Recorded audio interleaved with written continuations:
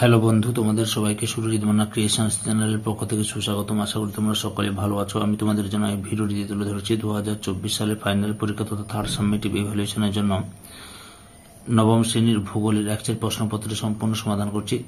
এই প্রশ্নপত্রের সেটটি তোমরা পেয়ে যাবে রায় ও মার্টিন প্রশ্ন বিচিত্রা 492 নম্বর পেজের 5 নম্বর স্কুলের বারোয়ান রাজ কলেজিয়েট স্কুল বা 5 নম্বর মডেল প্রশ্নের বারোয়ান রাজ কলেজিয়েট স্কুলের যে প্রশ্নপত্রের সেটি রয়েছে সেটি সম্পূর্ণ সমাধান করছে। অর্থাৎ এখানে তোমরা ম্যাপ পয়েন্টটি এসিকিউ, এমসিকিউ এবং বড় প্রশ্নের সম্পূর্ণ সমাধান পাবে। তার আগে তোমাদের কাছে অনুরোধ, তোমরা ভিডিওটি না টেনে পুরো দেখো। ভিডিওটি কেমন লাগলো কমেন্ট করে জানিয়ে ভিডিওটিতে লাইক দাও এবং শেয়ার করো। প্রথম প্রশ্ন হচ্ছে একের দাগে প্রদত্ত পশ্চিমবঙ্গের রেখা মানচিত্রে নিম্নলিখিত বিষয়গুলি উপযুক্ত প্রতীক চিহ্ন সহ দেখাও। বিভাগ কত রয়েছে? প্রথম প্রশ্ন হচ্ছে ম্যানগ্রোভ অরণ্য। দেখো পশ্চিমবঙ্গের ম্যানগ্রোভ অরণ্য দেখাচ্ছি।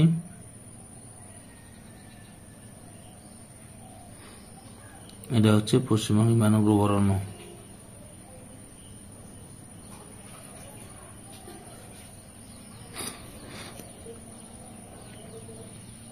এক নম্বরে ছিল ম্যানগ্রোভ অরণ্য।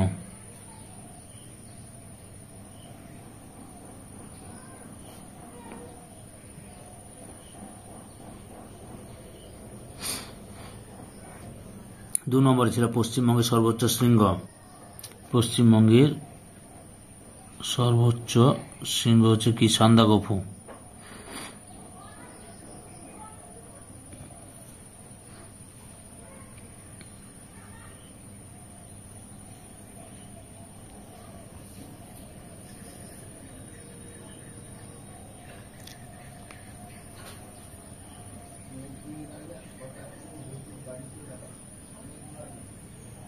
কফু, সান্দাকফু, বুঝতে পেরেছ? 3 নম্বরে রয়েছে জলদাপাড়া অভয়ারণ্য। এখানটায় রয়েছে জলদাপাড়া অভয়ারণ্য। 3 নম্বরে জলদাপাড়া অভয়ারণ্য। 4 নম্বরে রয়েছে একটি চা উৎপাদক অঞ্চল। পশ্চিমবঙ্গের চা উৎপাদক অঞ্চল লক্ষ্য করো।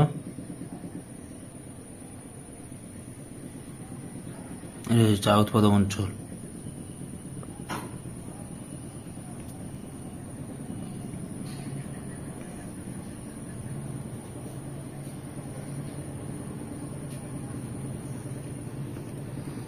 4 নম্বরে ছিল এটা চা উৎপাদক অঞ্চল। 5 নম্বরে রয়েছে ল্যাটেরাইট মৃত্তিকা। পশ্চিমবঙ্গের ল্যাটেরাইট মৃত্তিকা এত দূর পর্যন্ত রয়েছে।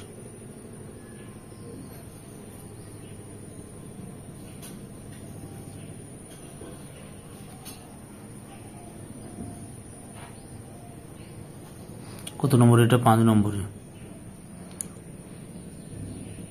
ল্যাটেরাইট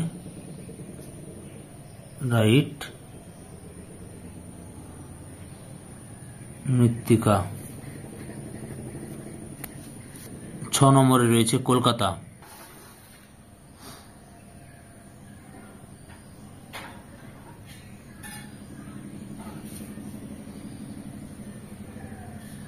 সাত নম্বরে রয়েছে একটি রেল ইঞ্জিন নির্মাণ শিল্প। পশ্চিমবঙ্গের রেল ইঞ্জিন নির্মাণ শিল্প রয়েছে চিত্তরঞ্জনে। 7 নম্বরে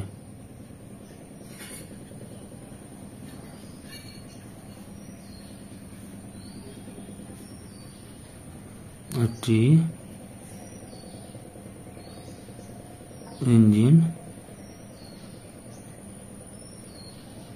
নির্মাণ শিল্প চিত্তরঞ্জন।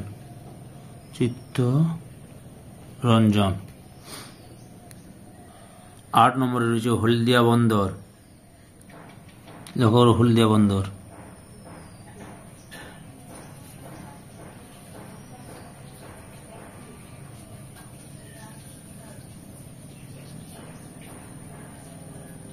হলদিয়া বন্দর। 9 নম্বরে রয়েছে একটি তথ্য প্রযুক্তি কেন্দ্র। এই কলকাতা সল্টটাকে একেবারে গায়ে করে দেবে। 9 নম্বরে একটি তথ্য প্রযুক্তি কেন্দ্র সল্টলেক সিটি।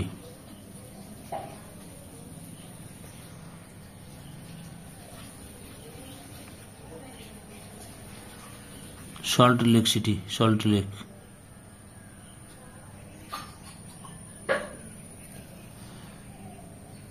10 নম্বরে রয়েছে দামোদর নদ। লক্ষ্য করে ঠিক করে দামোদর নদটা দেখাচ্ছি তোমাদের। এখান থেকে উৎপত্তি হবে, উৎপত্তি এবং প্রবাহিত হবে, প্রবাহিত হয়ে হুগলি নদীর সঙ্গে মিলিত হবে। বুঝতে পেরেছ?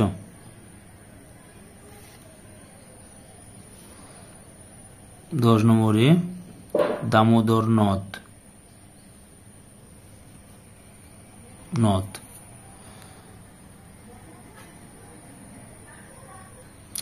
বিভাগ ক্ষয়ে 2 দাগে সঠিক উত্তরটি নির্বাচন করে লেখ। 1 দাগে পৃথিবীর নিরক্ষয় ব্যাস হল অপশন এতে 12,757 কিমি। 2 নম্বরে মহাবিষুব হয় কোন তারিখে? 21শে মার্চ। বিতে রয়েছে 3 নম্বরে গ্রিনিচের সময় নির্ণয় ঘড়িটি হল অপশন সিতে ক্রোনোমিটার। 4 নম্বরে ভূমধ্যসাগরের আলোক স্তম্ভ হল অপশন বিতে স্ট্রম্বোলি। 5 নম্বরে অভিকর্ষের টানে আবির্ভাবগ্রস্ত পদার্থ ভূমির ঢাল বেয়ে নেমে এলে তাকে বলে অপশন বিতে পুঞ্জিত ক্ষয়। 6 নম্বরে অপসুর অবস্থান হয় কোন তারিখে? অপসুর অবস্থান হয় 4ঠা জুলাই, অপশন বিতে রয়েছে যেটা। 7 নম্বরে ভূ অভ্যন্তরের পরিচালন স্রোত প্রবাহের ধারণাটি দেন অপশন সিতে হোমস, তারপর আর্থার হোমস। 60 নম্বরে 1 ডিগ্রি দ্রাঘিমার পার্থক্য সময়ের পার্থক্য হয় অপশন বিতে 4 মিনিট। 9 নম্বরে পর্বতের উপর থেকে বিশালাকার বরফের স্তূপ নেমে আসাকে বলে হিমানি সম্প্রপাত, অপশন সিতে রয়েছে। 10 নম্বরে প্রদত্ত কোনটি গচ্ছিত সম্পদের উদাহরণ? এতে কয়লা। 11 নম্বরে পশ্চিমবঙ্গ উচ্চতম পর্বতশৃঙ্গ হল অপশন এতে সান্দাকফু। 12 নম্বরে অ্যাটলাস হল অপশন ডিতে মানচিত্র সংকলিত বই। 13 নম্বরে প্রদত্ত কোন নদীতে জোয়ার ভাটা খেলে? মাতলা, অপশন ডিতে রয়েছে। 14 নম্বরে সবচেয়ে উৎকৃষ্ট মানের কয়লা হল অপশন এতে অ্যান্থ্রাসাইট। বিভাগ গ এর দাগে লক্ষ্য কি রয়েছে? বিভাগ গ এর 3 দাগে নিচের প্রশ্নগুলি নির্দেশ উত্তর দাও। এতে শূন্যস্থান পূরণ করো। 1 নম্বরে রয়েছে বেড ফর লেভেল পরীক্ষাটি করেন এ আর ওয়ালেস। এ আর আলফ্রেড রাসেল ওয়ালেস পুরো নাম। পুরো নাম হচ্ছে এ আর ওয়ালেসের পুরো নাম হচ্ছে আলফ্রেড রাসেল ওয়ালেস। 2 নম্বরে নিরক্ষরেখার অপর নাম হল বিষুব রেখা।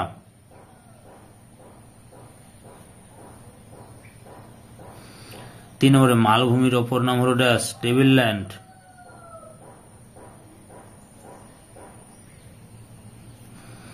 5 নম্বরে চীন সাগরে সৃষ্ট ঘূর্ণিঝড়ের নাম হল ড্যাশ টাইফুন।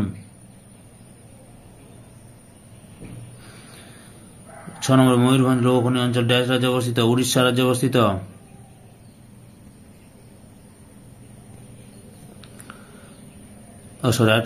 4 নম্বরে অনিয়ন ওয়েদারিং প্রক্রিয়াকে আমরা ড্যাশ প্রক্রিয়া বলি? স্বল্পমোচন।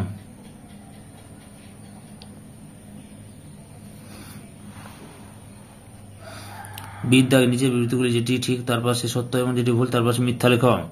1 নম্বরে পৃথিবী একটি বামন গ্রহের উদাহরণ? মিথ্যা। প্লুটো একটি বামন গ্রহের উদাহরণ।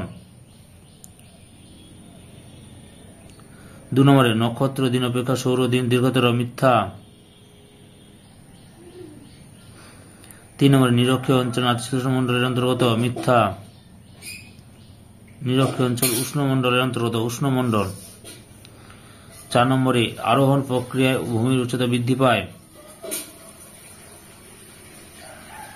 সত্য। 5 নম্বরে প্রস্তরচায়ী খণ্ডীকরণ রাসায়নিক অভিকারের উদাহরণ? মিথ্যা। তারপরে 6 নম্বরে ডিগবয় তৈলখনি গুজরাটে অবস্থিত? মিথ্যা। ডিগবয় তৈলখনি হচ্ছে আসামে অবস্থিত। আর প্রস্তরচায়ী খণ্ডীকরণ রাসায়নিক অভিকারের উদাহরণ এটা যান্ত্রিক অভিকারের অন্তর্গত হবে। শীত দাগে নিচের প্রশ্নগুলি 2-1 কথায় উত্তর দাও। 1 নম্বরে একটি মৃত আগ্নেয়গিরির নাম লেখো। মায়ানমারের পোপো।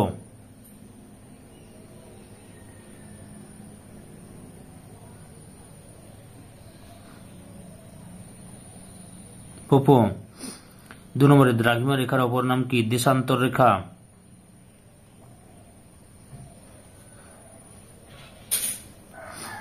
3 নম্বরে ব্ল্যাক ডায়মন্ড কোন খনিজ দ্রব্যকে বলা হয়? 6 নম্বরে একটি দুষ্প্রাপ্য সম্পদের উদাহরণ হল ক্রায়োলাইট।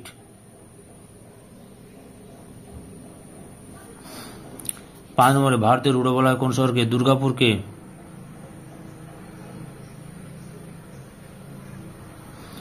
6 নম্বরে টপোগ্রাফিক্যাল মানচিত্রে কোন রেখা দ্বারা উচ্চতা বোঝা যায়? সমোন্নতি রেখা।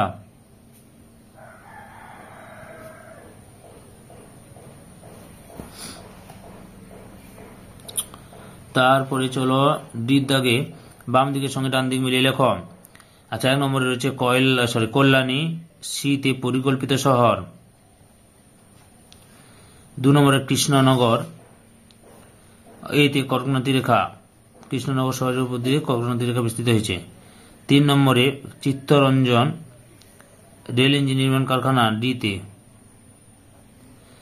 4 নম্বরে শিলিগুড়ি, বিতে উত্তর পূর্ব ভারতের প্রবেশদ্বার।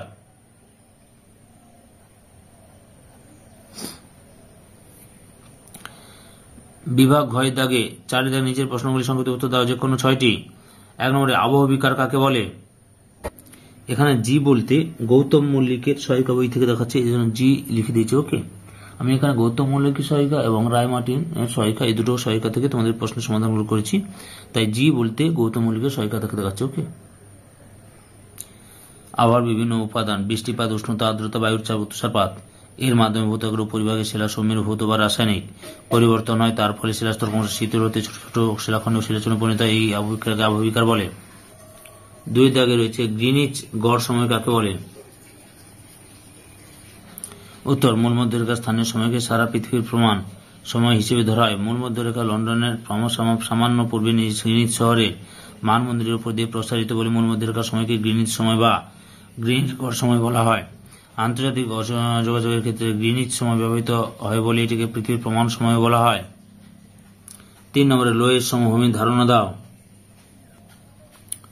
অনেক সময় মরুভূমির সূক্ষ্ম বালিকণা, পলিকণা ইত্যাদি প্রবল বায়ুপ্রবাহের মাধ্যমে অনেক দূরে পর্যন্ত উড়ে যায় এবং দূরবর্তী কোনো নিয়মিত সঞ্চিত এই সময় সৃষ্টি করে একে লোয়েস সমভূমি উদাহরণ লোয়ের সময় বলে। উদাহরণ, মধ্য এশিয়ার গভীর মরুভূমি থেকে বালুকাটা উড়ে গিয়ে উত্তর চীনের হোয়াংহো নদীর অববাহিকায় সঞ্চিত হয়ে লোয়ের সময় সৃষ্টি করেছে। ভূমিধসের 2টি কারণ উল্লেখ করো। বৃষ্টিপাতের আধিক্য, অধিক ঢালযুক্ত ভূমিভাগে অধিক পরিমাণে বৃষ্টিপাত ঘটলে শিলাস্তরে জল প্রবেশ করে তা ভূমিভাগকে আলগা ও শিথিল করে দেয়, ফলে ধসের সম্ভাবনা তৈরি হয়। শিলা গঠন, সাধারণভাবে দুর্বল গঠন ভূগঠন বিশেষত দারুণ শ্রুতি ফাটলযুক্ত ভূমিরূপ অন্যান্য ভূমিরূপ অপেক্ষা দ্রুত আলগা হয়ে পড়ে ও সেখানে ধসের সৃষ্টি হয়। 6 স্কেল কাকে বলে? মানচিত্রে 2টি বিন্দুর দূরত্ব এবং ভূপৃষ্ঠে ঠিক ওই 2টি বিন্দুর মধ্যবর্তী দূরত্বের অনুপাত হল স্কেল। উদাহরণ, মানচিত্রে 1 সেমি দূরত্ব ভূপৃষ্ঠের 500 মিটার দূরত্ব নির্দেশ করে মানচিত্রের স্কেল হবে 1 সেমিতে 500 মিটার।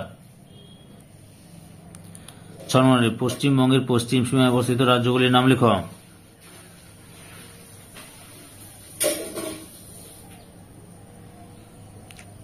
উড়িষ্যা, ঝাড়খণ্ড, বিহার, এই 3টি রাজ্য রয়েছে পশ্চিমবঙ্গের পশ্চিম সীমানায়। 8 নম্বরে বিষুবের ধারণা দাও। বিষুব কথার আক্ষরিক অর্থ সমান, সুতরাং পৃথিবীর উভয় গোলার্ধের যে বিশেষ দিনটিতে দিন রাত্রি সমান হয় তাকে বিষুব বলে। সৃষ্টি, পৃথিবীর মেরুরেখা তার কক্ষতলের সঙ্গে 4.5 ডিগ্রি কোণে হেলে অবস্থান করা শুধুমাত্র 21 মার্চ ও 23 সেপ্টেম্বর সূর্য নিরক্ষরেখার লম্ব বিকিরণ দ্বারা বিষুব সৃষ্টি হয়। বৈশিষ্ট্য, এই দিনব্যতীত উত্তর ও দক্ষিণ মেরু সূর্য সমদূরত্বে থাকে। ছায়াবৃত্তে সবকটি অক্ষরেখাকে সমকোণে ছেদ করে পৃথিবীর উভয় গোলার্ধে 12 ঘন্টা দিন ও 12 ঘন্টা রাত্রি সৃষ্টি হয়। নামকরণ, পৃথিবীতে 21 মার্চ দিনটিকে মহাবিষুব ও 23 সেপ্টেম্বর দিনটিকে জলবিষুব বলে। বিভাগ মধ্যে 5 দাগে নিচের প্রশ্নগুলির উত্তর দাও, যে কোনো 4টি। জিপিএস এর ব্যবহার উল্লেখ করো। দেখো, জিপিএস এর ব্যবহার বর্তমানে পৃথিবীতে কৃত্রিম উপগ্রহের কার্যক্রমে যতই বৃদ্ধি পেয়েছে জিপিএস এর ব্যবহার ক্রমান্বয়ে বেড়ে চলেছে। সঠিক অবস্থান নির্ণয়, জিপিএস এর মাধ্যমে ভূপৃষ্ঠের যে কোনো স্থানে অক্ষাংশ, দ্রাঘিমা, উচ্চতা সহজে পরিমাপ করা যায়। যানবাহন সংক্রান্ত তথ্য, জাহাজ, বিমান, এমনকি সড়ক পথে এই প্রযুক্তিতে কাজে লাগিয়ে যে কোনো যানের সঠিক দিশা অবস্থান নির্ণয় করা যায়। প্রতিরক্ষামূলক কাজ, প্রতিরক্ষার ক্ষেত্রে বিভিন্ন দেশের সেনাবাহিনীদের নিকট এটি একটি সর্বাধুনিক প্রযুক্তিমূলক হাতিয়ার। জরিপ কার্যে বর্তমানে পৃথিবীর কোনো অঞ্চলকে জরিপ করার জন্য শহরের পরিকল্পনা এবং ইঞ্জিনিয়ারিং জরিপ কাজে ঊর্জা মানচিত্রের সীমানা নির্ধারণে জিপিএস প্রযুক্তি এক দক্ষ যন্ত্র হিসেবে কাজ করে। 2 অধিবর্ষের ধারণা দাও। ইংরেজি ক্যালেন্ডার অনুযায়ী যে সমস্ত বছরের ফেব্রুয়ারি মাসে 28 দিনের সঙ্গে একদিন যোগ করে সমগ্র বছরটিকে 366 দিনে গণনা করা হয় তাকে অধিবর্ষ লিপিয়ার বলে। কারণ আমরা বছর গণনা করি 365 দিনে, কিন্তু সূর্যকে পৃথিবীর একবার পূর্ণ প্রদক্ষিণের সময় লাগে 365 দিন 5 ঘন্টা 48 মিনিট 40 সেকেন্ড বা 365 দিন 6 ঘন্টা। এই অতিরিক্ত 6 ঘন্টা হিসাব মেলানোর জন্য প্রতি 4 বছর অন্তর অধিবর্ষ গণনা করা হয়। তাই প্রতি 4 বছর অন্তর ফেব্রুয়ারি মাসে একদিন বাড়িয়ে বাড়তি সময়ের সমতা বজায় রাখা হয় এবং বছরটিকে 366 দিন ধরা হয়। 366 দিনের এই বছরগুলিকে 4 দিয়ে বিভাজ্য হয়, তবে 4 বছর অন্তর একদিন বাড়িয়েও সমস্যার সমাধান করা যায়নি, কারণ 4 বছর 44 মিনিট 56 সেকেন্ড অতিরিক্ত সময় ধরা হচ্ছে। এই সময়কে মেলানোর জন্য 400 বছর লেগে যায়। এই সমস্যা সমাধানের জন্য শতাব্দীর বছরগুলির মধ্যে 400 দ্বারা বিভাজ্য বছরগুলিকে অধিবর্ষ ধরা হয়। নির্ণয় পদ্ধতি সাধারণ বছরগুলি 4 এবং শতাব্দী বছরগুলি 400 দ্বারা বিভাজ্য বছরগুলি অধিবর্ষ ধরা হবে। উদাহরণ 1600, 2000, 2004, 2008, 2012 প্রভৃতি বছরগুলো অধিবর্ষ। 3 দুর্যোগ ও বিপর্যয়ের পার্থক্য লেখ। আমি আর বলছি না, তোমরা উত্তরটি দেখে নাও। ওকে,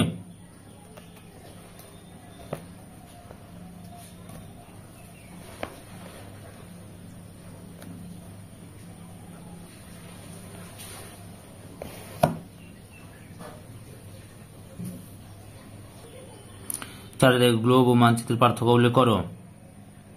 গ্লোব ও মানচিত্রের পার্থক্যটাও দেখে নাও। পার্থক্যটা আমি বলছি না। 5 পশ্চিমবঙ্গে কৃষির সমস্যাগুলি উল্লেখ করো। দেখো, পশ্চিমবঙ্গের কৃষি সমাধান সমস্যাগুলি লেখ। কৃষিকাজ। পশ্চিমবঙ্গে অবর্ণনীয় উন্নতি ঘটলেও রাজ্যের কৃষি ব্যবস্থা নানা সমস্যা জড়িত। সমস্যাগুলি হল জমির উপর জনসংখ্যা অত্যধিক চাপ এই রাজ্যের কৃষি প্রধান সমস্যা। এই রাজ্যে হেক্টর প্রতি ফসল উৎপাদন খুবই কম। মৌসুমী বৃষ্টিপাতের অনিয়মিত অনিশ্চয়তা এই রাজ্যের কৃষি ফসলের পক্ষে যথেষ্ট ক্ষতিকর। পশ্চিমবঙ্গে বহু জমিতে জলসেচের সুবন্দোবস্ত নেই। উচ্চ ফলনশীল বীজের ব্যবহার রাজ্য জুড়ে তেমন প্রসার লাভ করেনি। জমির আয়তন ছোট এবং আলদার বিভক্ত হয় আধুনিক কৃষি যন্ত্রপাতি ব্যবহার অত্যন্ত অসুবিধাজনক। রাজ্যে ভাগ চাষী, প্রান্তিক চাষী ও ভূমিহীন কৃষকদের আর্থিক অবস্থা উন্নতি তেমন হয়নি। কৃষকরা আধুনিক কৃষি বিজ্ঞান সম্বন্ধে তেমন অবগত না হয় কৃষি উৎপাদন ব্যাহত হয়। কৃষি জমিগুলির উর্বরতা হ্রাস ওই রাজ্যে কৃষিকাজের অন্যতম সমস্যা। পশ্চিমবঙ্গে সহজে কৃষি ঋণ পাওয়া ও ন্যায্য মূল্যে ফসল বিক্রি করার যথেষ্ট অসুবিধা রয়েছে। 6 অভিসারী ও প্রতিসারী পাত সীমানা তুলনামূলক আলোচনা করো। বিনাশকারী পাত সীমানা, অভিসারী পাত সীমানা, আর গঠনকারী পাত সীমানা, অপসারী পাত সীমানা, প্রতিসারী পাত সীমানা। বুঝতে পেরেছ? এটা হচ্ছে প্রতিসারী পাত সীমানা, এটা হচ্ছে অভিসারী পাত সীমানা। পার্থক্যটা দেখে নাও।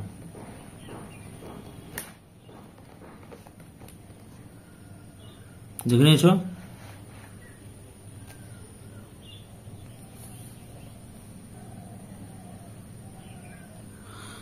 যে কোনো 4টি প্রশ্নের উত্তর দাও। 1 নম্বরে পশ্চিমবঙ্গের মালভূমি অঞ্চলের বিস্তৃতি ব্যাখ্যা দাও। উত্তরটা লক্ষ্য করো। এই যে অবস্থান, ভূপ্রকৃতিক বৈশিষ্ট্য,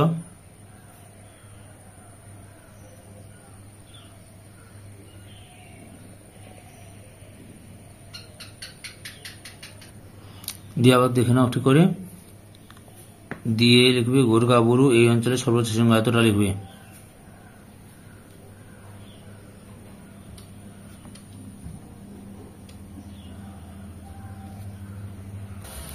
দুই নম্বর প্রশ্ন, দার্জিলিং এ উন্নত মানের চা চাষ হয় কেন?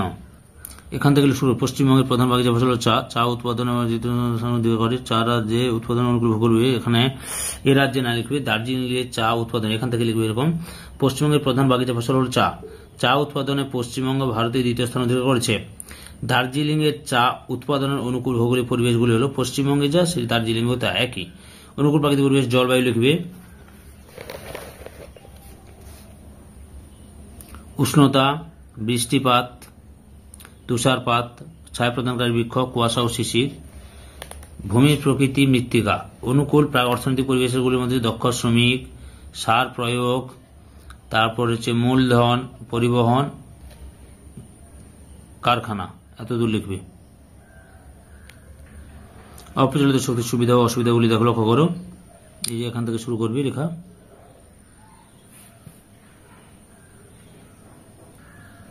এই অবসর উদাহরণ অসুবিধা কি? সুবিধাসমূহ কি? অফুরন্ত উৎস, স্বল্প ব্যয়, পরিবেশ মিত্রতা, সর্বত্র প্রাপ্ত, ঝুঁকিহীন, তারপরে রয়েছে ভবিষ্যতের বিকল্প শক্তি, অপ্রচলিত শক্তি অবশ্যই সমূহ, অত্যধিক প্রাথমিক ব্যয়, উন্নত প্রযুক্তির অভাব, স্থানান্তরযোগ্য নয়, আর স্বল্প উৎপাদন ক্ষমতা। 4 দাগে পূর্ব ভারতে অধিক সংখ্যক তাপ বিদ্যুৎ কেন্দ্র গড়ে ওঠার কারণসমূহ আলোচনা করো। উত্তর প্রশ্নটি লক্ষ্য করেছ, এবার উত্তরটি লক্ষ্য করো। পর্যাপ্ত কাঁচামাল,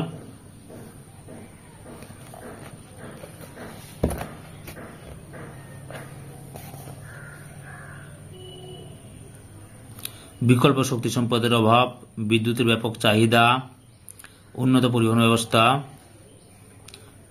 সুলভ দক্ষ শ্রমিক, অন্যান্য কারণ দিয়ে নানা রূপ সহায়তা করে। এতদূর পর্যন্ত লিখবে। 5 নম্বর প্রশ্ন, যান্ত্রিক আবহবিকারের 3টি প্রক্রিয়া ব্যাখ্যা করো। যান্ত্রিক আবহবিকারের প্রক্রিয়া, যে যান্ত্রিক আবহবিকার কাকে বলে লিখবে। তারপরে লিখবে যান্ত্রিক আবহবিকারের প্রথম প্রক্রিয়াটি হল প্রস্তর চাইয়ের খণ্ডীকরণ।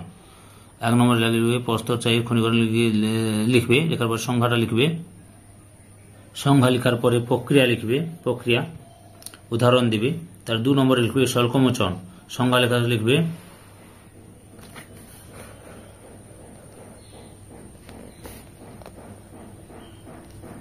প্রক্রিয়াটা লিখবে।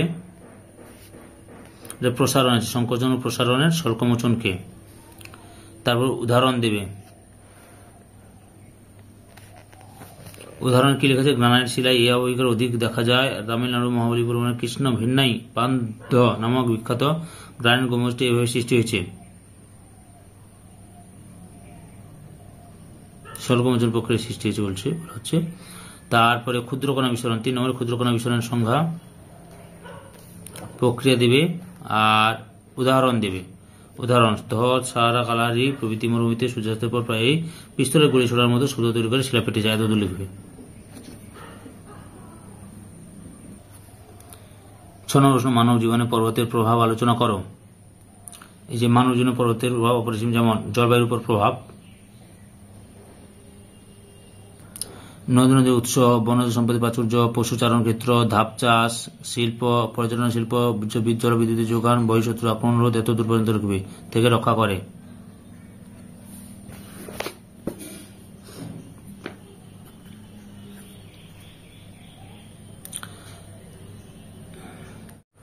লাস্ট প্রশ্ন, 2012 সালের 28 ফেব্রুয়ারি রাত্রি 8টায় লন্ডনে হিথ্রো বিমানবন্দর থেকে একটি বিমান কলকাতায় উদ্দেশ্যে রওনা হয়। বিমানটি 8 ঘন্টা আকাশে ওড়ার পর ভারতীয় প্রমাণ সময় অনুযায়ী কখন ও কোন তারিখে কলকাতায় অবতরণ করবে? এই প্রশ্নটি আমি তোমাদের পরে খাতায় একটি ভিডিও করে দেখিয়ে দেব। সম্পূর্ণ ভিডিওটি দেখার জন্য তোমাদের সবাইকে অসংখ্য অসংখ্য ধন্যবাদ।